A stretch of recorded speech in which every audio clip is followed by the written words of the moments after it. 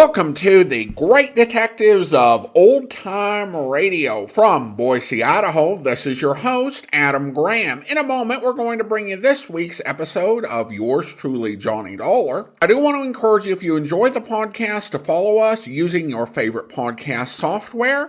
And as you're making your travel plans, remember JohnnyDollarAir.com. It's a Priceline affiliate link. Their part of the purchase price goes to support the Great Detectives of Old Time Radio at no additional cost to you. That's JohnnyDollarAir.com. Check JohnnyDollarAir.com first. But now, from September the 1st, 1957, here is the Poor Little Rich Girl Matter. From Hollywood, it's time now for... Johnny Dollar. Bert Major, Masters Insurance and Trust. Oh, hi, Bert. What's up? Poor little rich girl in California wants to take out a $200,000 straight life policy on her husband, with herself as beneficiary. A lot of dough, but not too unusual, if you can afford it. Effective in 2 weeks, and hush, hush, a surprise. But who'd want to... Why? Exactly. Nice piece of change for the company in commissions, or for her in payoff, if she's playing that kind of a game. You talk like you don't know her. Name only. Deal was arranged pending through her lawyer in Los Angeles. You could be out there in the morning, Johnny. All right, Bert. Who gives me the fill-in? Our agent out there, Roger Hackey. He'll meet you at International Airport.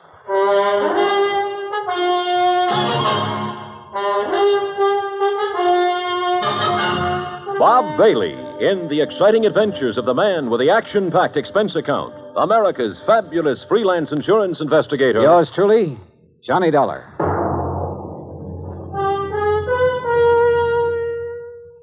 And now, Act One of yours truly, Johnny Dollar.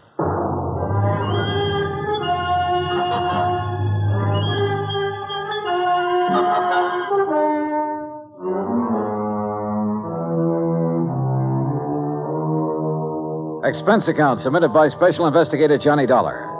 To the Home Office, Masters Insurance and Trust Company, Hartford, Connecticut. Following is an account of expenses incurred during my investigation of the Poor Little Rich Girl matter.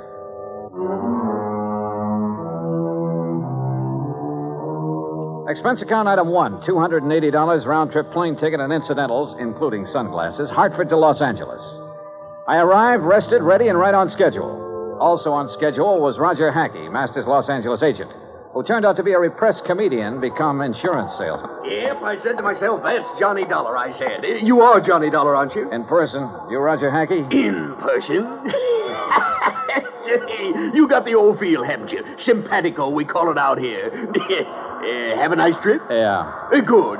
Airplanes scare me. Don't like being up there in the wild blue yonder. Terra Firma's my dish of tea. Slow but sure, they call me. Yeah, well, look. Now, if you'll just follow me, we'll jump in my jalopy, and I'll have you at the Beverly Hilton before you can say Happy Hooligan. You said. Huh? Oh, yeah. Well, here we go. Cloud of dust and all that.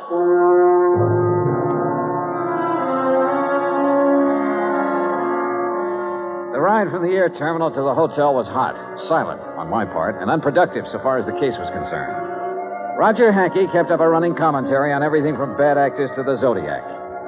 It wasn't until I was settled in my room with drink in hand and shoeless feet propped up that I could get him to switch to the $200,000 surprise. Her name is Cynthia Durbin. Now, how much do you know about her? Nothing. Bert Major said you'd give me the background. Now, she's a strange one. You know what a chameleon is? Sure, a lizard that changes color, so what? So, that's the kind of a gal Cynthia Durbin is. At least she is now. You're losing me, Roger. Begin at the beginning. Now, you're the doctor. As the Siamese twins said after the operation, what's missing? Yeah. Yeah. How did you meet Cynthia Durbin? Well, she came into the office yesterday. No call, no appointment. There she was. Oh, what's she like? Trim. Real trim. And expensive. Just casually announced she wanted to buy $200,000 worth of insurance, huh? Well, not exactly. She started asking about various policies, endowments, straight life, etc., and how and when they paid off. And she kept giving me the big eye and cross-leg routine. She tell you anything about herself? Oh, didn't have to. I already knew. She's practically a fixture in the society section of the Sunday papers. Garden parties, opening nights, and all that. Yeah, but only lately. Her husband? Peter Durbin. He's been a public figure ever since they got married about 3 years ago. But she hasn't. No, just the last couple of months or so. How old is she? Oh, around 25.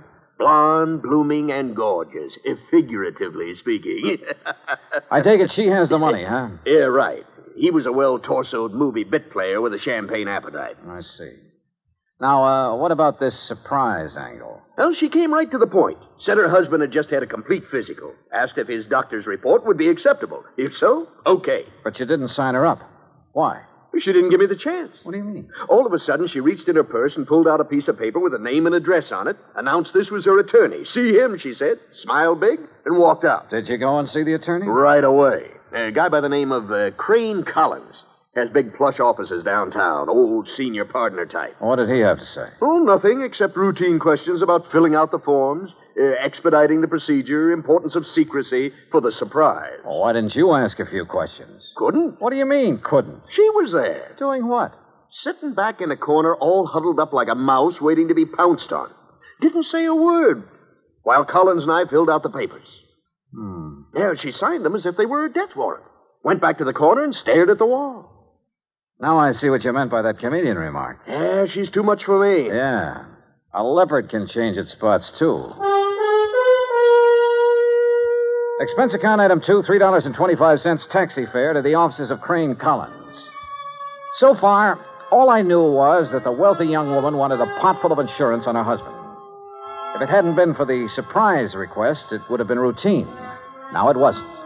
And the people involved, one of them at least, were not routine.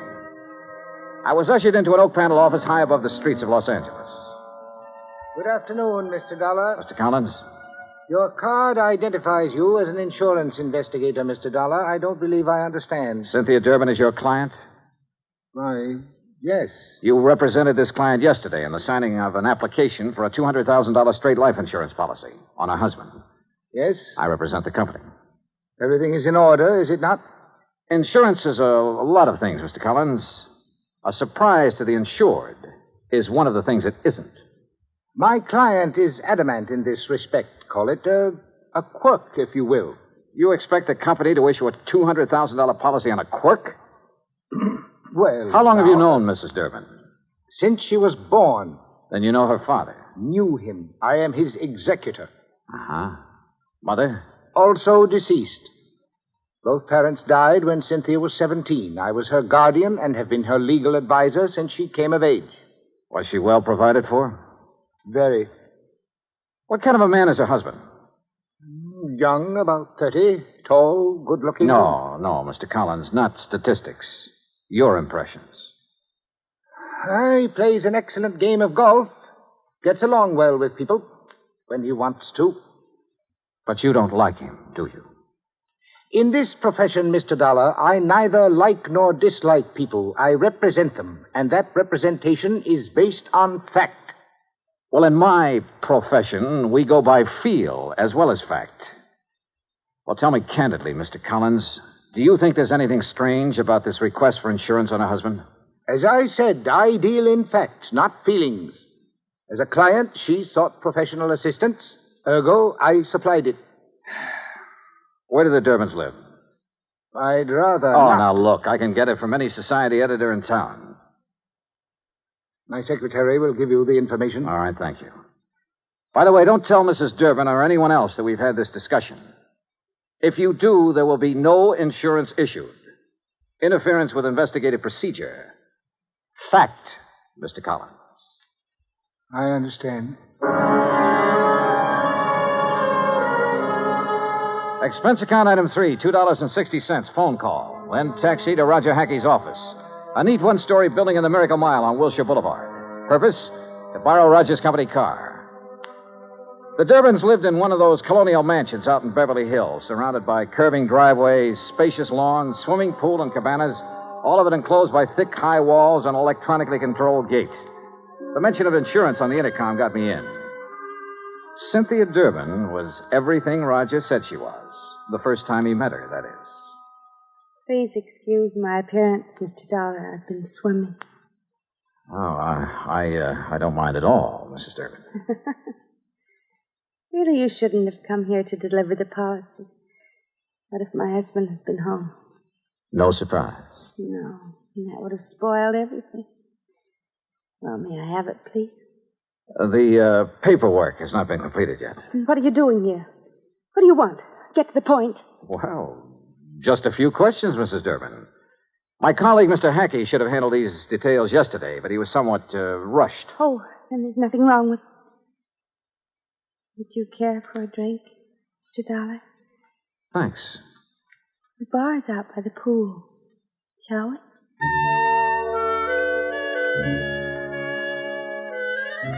She was wearing a bikini and high-heeled beach sandals, and she led the way.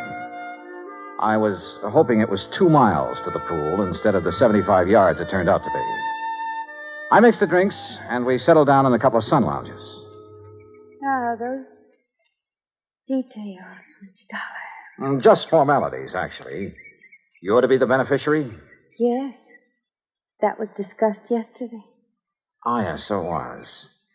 What does your husband do, Mrs. Durbin? He doesn't work, if that's what you mean. He doesn't have to. I have enough for both of us.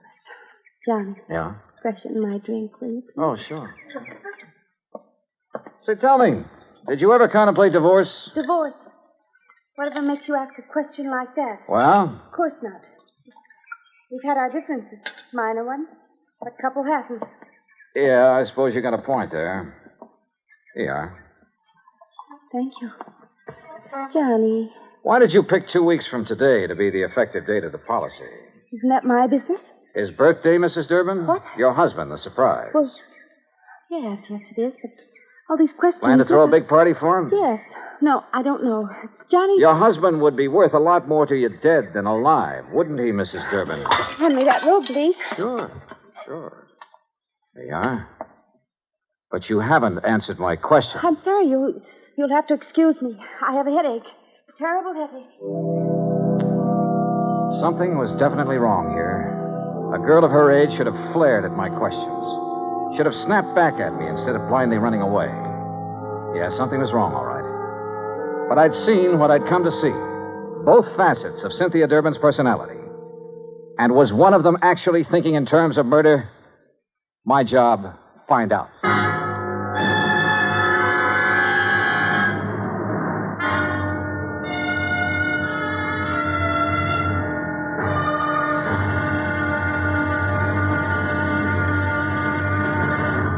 Act 2 of yours truly, Johnny Dollar, in a moment.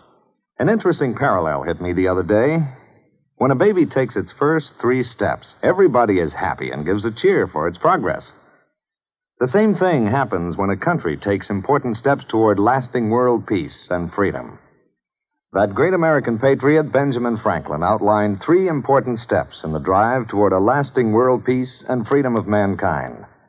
The last and most important of these steps was, and is, to get the people of the world to talk to each other and to help each other. This is the essence of the people-to-people program that Americans have put into operation all over the world. It has been such a great success that it is beginning to work both ways. Not too long ago in Korea, Tom Lawrence, a yeoman in the United States Navy, lost his wallet on a street in Seoul.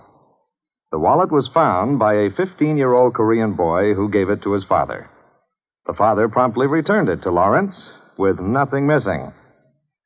Tom Lawrence decided that this kind of honesty should pay off. He visited the 7 members of the Korean family and gave them 80 pounds of rice. He then promised to bring the family 50 pounds of rice each month he remained in Korea. The Korean father said, "I think this is much more than I deserve." Maybe it was, and maybe it wasn't. But who can put a price on better understanding among the peoples of the world? For through better understanding of each other comes an understanding of freedom, the right of all men, everywhere. And now, Act 2 of yours truly, Johnny Dollar, and the Poor Little Rich Girl Matter.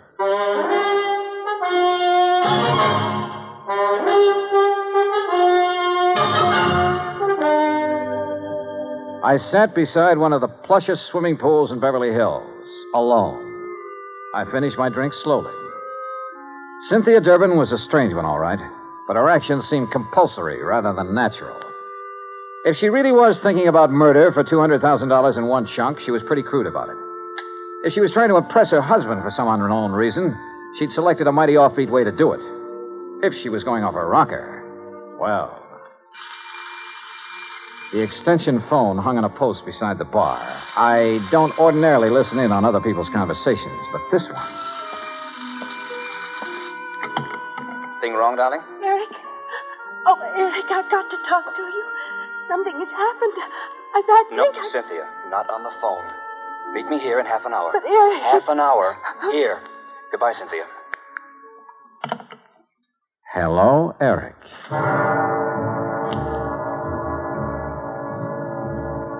As I strolled to my car, nobody asked me to come back again sometime.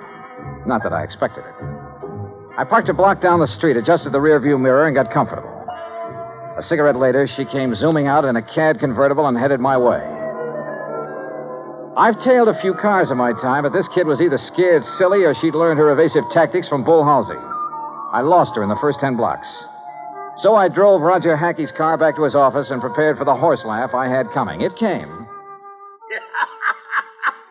She lost you, huh? Oh, that's a dandy, a real dandy. Hey, tell me, do you always laugh when you're about to lose the commission on a $200,000 policy? Yeah?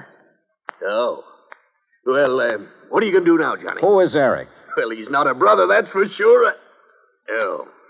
I don't know. You know, for 2 cents, I'd turn in a negative report and go on back to Hartford. Oh, wait now. You can't do that. This is a big deal. For you. For me, it's a pain in the neck. But you can't turn in a negative report just because she's got an extracurricular boyfriend. You don't even know who he is. And what about her husband? Yeah, what about him? Here. I got the dope right here. Today's paper, and it's a good picture of him. Read what it says. Peter Durbin, one of Los Angeles' better amateur golfers, plays out of Silver Oak Country Club where the State Open is being held this week. He's expected to finish in the top. Roger, what time is it? 4:30. Thanks. Huh? Hey, where you going? I'm going to try my hand at being a reporter. What? What are you talking about? Roger, I'm going to interview Mr. Peter Durbin for the Interstate Publicity Press Association. Huh? Expense account item 4, $2.40, cab fare to the Silver Oak Country Club, which nestled in a big ravine north of Sunset Boulevard, some 15 minutes from Roger's office. The last players were coming in for the afternoon round when I got there, and Peter Durbin was among them. I waited until after the radio and TV boys had got through, and then caught him in a corner of the locker room. Yes? Who are you? Johnny Dollar, Interstate Publicity Press. I'd like to ask you a few questions, please. Well, I've already given my interviews. Well, sure, I know, but this is feature stuff. Best part of the day. There's the gallery body or stuff like that. Oh, all right, but make it quick. Yes, sir. Is your wife here? No, she never watches me play. Oh? Where is she now? Well, at home. Where else? But now, see here, don't you think... You're playing a great game, Mr. Durbin. You figure you're going to win this tournament, huh? Yes, I think so. McMahon has turned into 69, of course, but I'm still 3 strokes up on him. I play a much steadier game than he does. Oh, yeah, sure. This is your home club, isn't it? Oh, yes. It's one of the best in the country. Yeah, mighty fine course. You must be pretty well heeled. Well, That's none of your readers' concern. Oh, I'm sorry. Say, you have a birthday coming up soon, haven't you? How did you know? Oh, well, you're a prominent personality, Mr. Durbin. We keep a file on this sort of thing, on important people like you. Oh, I see. Oh, sure. I suppose you're going to have a big affair. No, as a matter of fact, the annual Western Road races fall on my birthday each year. As a reporter, you should recall that I won both last year and the year before. Oh, yeah, sure. Well, happy birthday, Mr. Durbin, and good luck. Well, is that all you want? That's all I need to know. Thanks. Act 3 of yours truly, Johnny Dollar, in a moment. No folklore could be all boastful and dynamic. Some of it is about the man at the bottom of the pile. Like the one they tell of the traveler who just had to get across a river. He argued with the boatman, but that boatman wasn't about to move. Nope, not with the spring thaw making it a mighty ugly river. The traveler was insistent. Finally, the boatman agreed. But it was going to cost a whole quarter to get across. But I ain't got but 15 cents. You gotta take me for that. Your regular fare's only 10 cents. The boatman stood firm. I ain't going, that's all. Anybody that ain't got but 15 cents, it just don't make no difference which side of the river he's on anyhow. Folklore belongs to every nation's legendary past. And I guess we Americans have our share of some good ones. Like the one about... but we'll have to save that one for the next time we travel your way. See you then. And now, Act 3 of yours truly, Johnny Dollar, and the Poor Little Rich Girl matter. Expense account item 5, $6 even. Taxi fare to the office of Attorney Crane Collins, with whom I could now agree on one point. I didn't like Peter Durbin either. It was 6:15 after hours when I entered the office of Collins, Douglas, Walsh, Hanley, and James. The senior partner was still there. His door was slightly ajar, and I heard voices, which stopped abruptly when I entered. Oh, Mr. Dollar. Rather late in the day, isn't it? I don't keep office hours, Mr. Collins. I'm very busy. Then I'll wait. Very well, as you wish. I wished, so I waited. But not for long. Because about 3 minutes later, Collins came out, carefully closed the door of his office behind him, and strode easily toward me, oozing his most charming professional smile. Now, Mr. Dollar, what can I do for you? Why didn't you tell me the first time I was here that Peter Durbin, in addition to being a first-class golfer, was also a racing enthusiast? Why, it just didn't occur to me. Do you know any insurance company in the world that would issue a $200,000 policy on a man who risks his life in a racing car?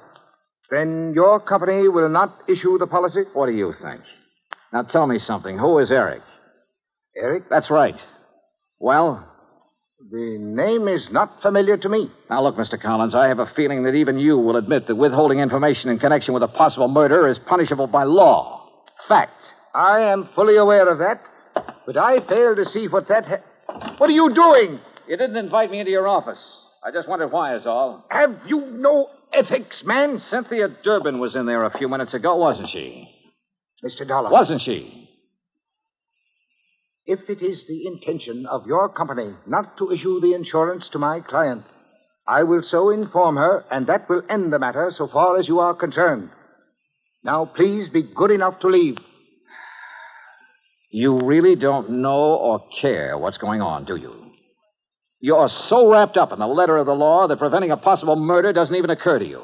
Another one of your feelings? Well, I don't have the remotest idea what you're talking about. Good night, Mr. Dollar. Good night, Mr. Collins. Expense account item 6, $9.50, cocktails and dinner. I should have written my report negative and hightailed it back to Hartford. But when you see in your mind's eye the possibility of a racing car careening off the road at 125 miles an hour exactly 2 weeks from now, you don't just stick to business and call it quits. Eric, wherever he tended bar, was the key. But how to find him? I was on dessert in the evening paper, giving my subconscious mind a chance to work it out when all of a sudden I was looking at it on the society page. Expense account item 7, $19, including taxi fare to Los Angeles Police Headquarters, where I had a pleasant chat with the captain on duty. Then a tuxedo rental in the same taxi to the Statler Hotel. A special pass let me in as guest at a crowded and bejeweled society benefit. Enjoying the party, Mr. Collins? Dollar, what are you doing here? Enjoying the party, too. Have Mr. and Mrs. Durbin arrived? You are the most annoyingly persistent individual I have ever... Please, no compliments. See you later. After a few minutes, I spotted her, dressed to the teeth. She turned suddenly and saw me. I expected surprise, chagrin, fear, most anything but what I got. Mr. Dollar, Johnny, I am glad to see you. I was such a bore this afternoon. Forgive me. Well, your exit was rather sudden. My headache's all gone. Isn't that wonderful? Fine. Will you dance with me? Pleasure. Dollar. That's such an exciting name. Is your husband with you tonight? No, poor dear. He's playing in a golf tournament and has to get his rest. You came alone? Yes. Don't you find it warm in here, all these people? Let's go out on the terrace, Sure, why not?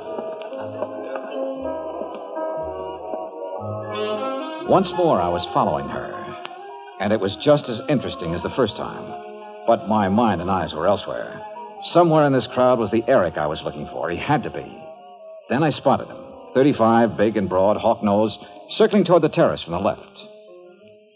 She threaded her way to a potted palm in a far corner of the terrace, turned and looked at me. Her eyes were feverishly bright in the moonlight. She was beautiful. You're a very charming man, Johnny.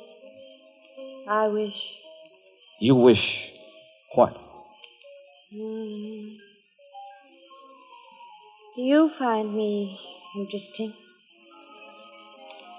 You haven't answered my question. Oh, I find you interesting, Cynthia. Who is Eric? Eric, The man you went to see this afternoon after you left me. this afternoon. You know who I'm talking about. Because you and Eric, I don't know how, were planning to kill your husband 2 weeks from now and collect $200,000 insurance. 2 weeks from now in the road race. Make it look like an accident, no doubt. No, Eric! No! I ducked and whirled around as a fist grazed past my ear and brought up one from the floor with all I had. Oh! Cynthia stood there a moment, then quietly folded up and lay on the floor in a heap, sobbing. Oh, there you are, Dollar. What have you done to this poor girl? And that man? Very simple, Collins. I've been combining feel and fact.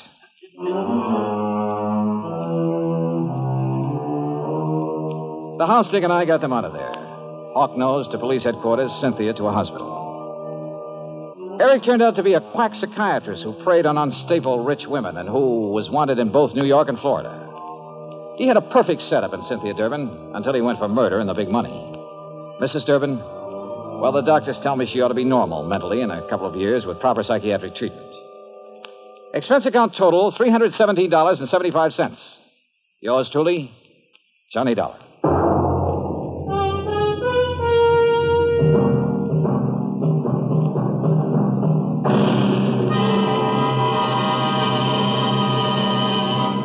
Our star will return in just a moment.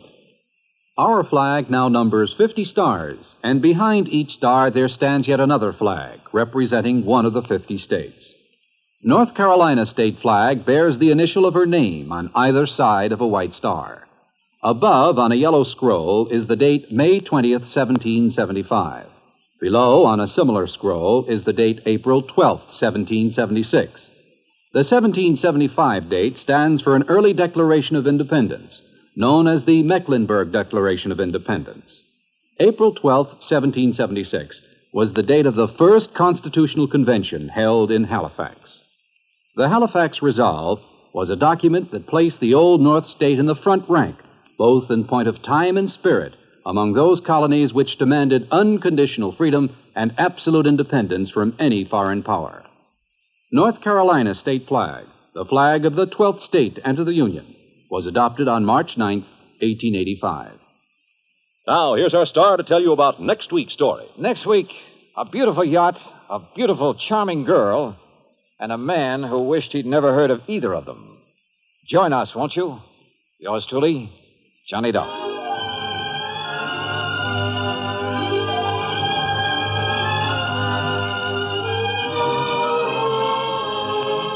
Yours truly, Johnny Dollar, starring Bob Bailey, originates in Hollywood. Written by Alan Botzer, it is produced and directed by Jack Johnstone. Heard in our cast were Virginia Gregg, Herb Ellis, Frank Nelson, Marvin Miller, and Peter Leeds. Be sure to join us next week, same time and station, for another exciting story of Yours truly, Johnny Dollar. This is Bud Sewell speaking.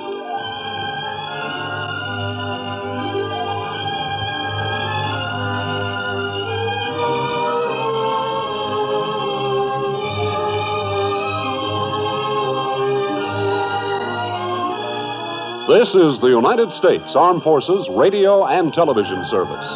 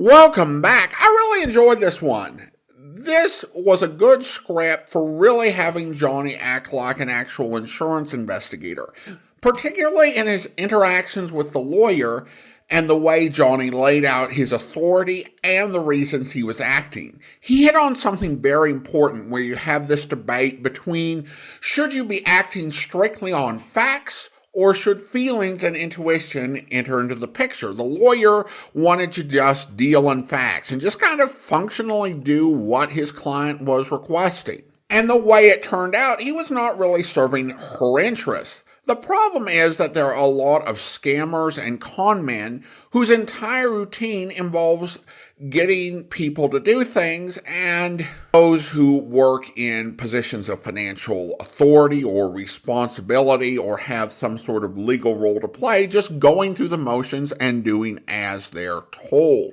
And that's where intuition comes in.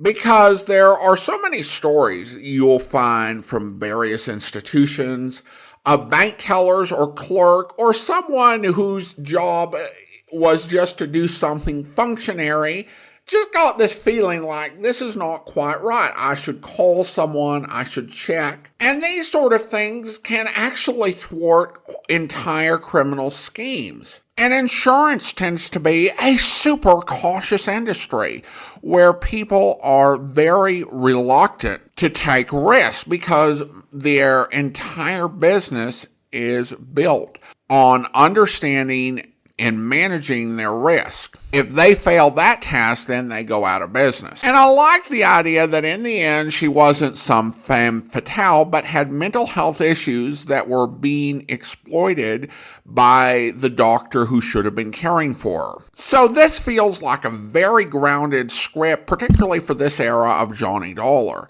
And I think that the overall plot actually could work fairly well today. All right, well, listener comments and feedback, and we start out over on Instagram where Brains Benton writes, Johnny's dunking reminds me of a Perry Mason episode, The Case of Paul Drake's Dilemma. Paul visits a town and gets fined for not having a mustache for their frontiers days. And Paul gets framed for murder too. Well, the getting framed for murder part, you kind of have to expect being a friend of Perry Mason. Either that or being murdered. And, I think getting framed is preferable. But I'd probably be more mad about the mustache fine. I did look it up, and that particular episode of Perry Mason was written by Jackson Gillis, who started out writing for radio with Let George Do It, and definitely sounds like one worth checking out. And then we have a couple of comments on YouTube. We start out with Patricia, and she writes, listen to you, Adam, on podcast, and here you are on YouTube. Thanks for all you do. First heard you in 2014 when I moved home to care for my elderly mom. She read me bedtime stories many decades ago, and these radio shows help me find sleep after very emotionally and physically draining days. This summer, she passed away peacefully at 98 on my dad's birthday. Well, I'm sorry for your loss, but I'm glad that we've been able to be with you over these past few years. And we're on YouTube.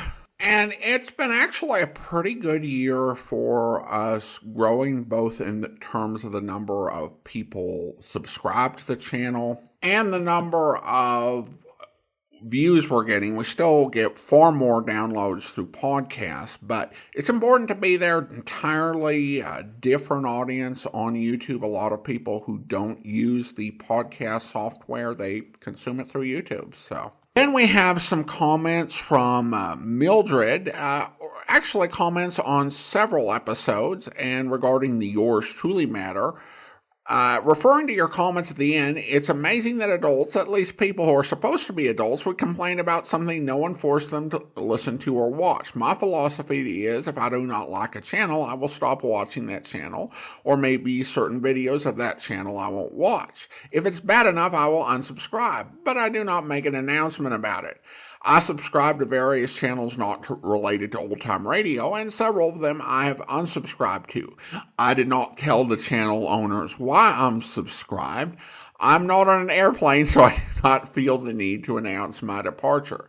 I'm a big fan of the Carol Burnett Show, and there have been episodes I was not too fond of. But I've never made a comment that the channel owner should not play those episodes that I do not like. It's actually ludicrous for people to complain about episodes you play as if they're entitled to control your content. Continue to do what you're doing and ignore babies that whine about what you upload. Will do, Mildred. And then she writes, regarding the Heatherstone Players Matter, I listened to the Burns and Allen a lot, and Hans Conried played Nigel Bolingbroke, a pool hall bum who thought he was the best Shakespearean actor that ever lived, and he was always bumming money off of everyone. Basically, he was the same character as in this episode of Johnny Dollar, except in this episode he was an actual professional, even though a bit of a shyster. Thanks, Mildred. I remember that character. Although he had several of this type, he tended to have, I think, multiple types of characters. Among those, he also had this Austrian sort of character that he played variation on Life with Luigi, as well as My Friend Irma. And he had this sort of ham actor type character, which, Bolingbroke was part of that. Heatherstone was part of that. He also had a recurring role on the Alan Young Show, which is the one I tended to think of. And doubtless there were many more. And finally, on the Funny Money Matter, Mildred writes, I had never known that there was a prisoner of war camp in Arizona. There actually were prisoner of war camps in nearly every state, and 3 in Arizona. At the peak, there were nearly 500,000 prisoners of war in the United States. Now, there were a couple of reasons for bringing the POWs to the United States. First was that the UK just did not have space to be able to house them, so they requested that the U.S. take them on. In addition, the draft had really impacted the U.S. capacity in a wide variety of different jobs that would be crucial to the war, even if they weren't specifically war work, like farming or working in canneries. And so POWs would be put to work in that capacity. And they also had segregation camps because not every German was a hardcore Nazi. A lot of them fought for the German cause because they were called up to service. But those who were like the hardcore true believer Nazis, if they found prisoners that they thought were getting a little too chummy with the American captors, they would go ahead and kill them. So these sort of prisoners were actually segregated. They had segregation camps for that purpose. Most of the prisoners of war housed in the United States were Germans, but as that PSA referenced, there was a substantial minority of Italians in that group. Thanks so much. Appreciate the comments, Mildred. Now it is time to thank our Patreon supporter of the day. And I want to go ahead and thank Lewis, Patreon supporter since March 2018, currently supporting the podcast at the Master Detective level of $15 or more per month. Thanks so much for your support, Lewis. And that will actually do it for today. If you're enjoying the podcast, please follow us using your favorite podcast software. And if you're enjoying the podcast on YouTube, be sure to like the video, subscribe to the channel, and mark the notification bell. All those great things that help YouTube channels to grow. We'll be back next Friday with another episode of yours truly, Johnny Dollar, but join us back here tomorrow for Dragnet Wear. Just move over there out of the way. Okay.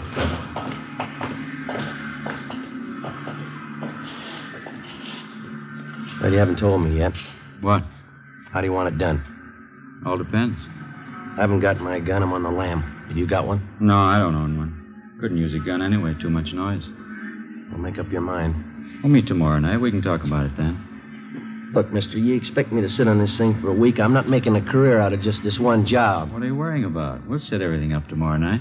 All right, how about $10 on the cuff? I gotta live. I'm flat. Well, there's 5. See if that'll do. Now, how about that payoff, the 1,000? How do we set that up? We can talk about that later. Why can't we talk now? Look, Stone, I don't think I like your attitude. You haven't told me how you want the job done. You talk cute every time the payoff's mentioned. Take it easy, Take Kelly. it easy, nothing. I'm taking the chances. How do I know I'm going to get paid? How do I know you'll kill her? In the meantime, send your comments to box13@greatdetectives.net. Follow us on Twitter at Radio Detectives, and check us out on Instagram, instagram.com/greatdetectives. From Boise, Idaho, this is your host, Adam Graham, signing off.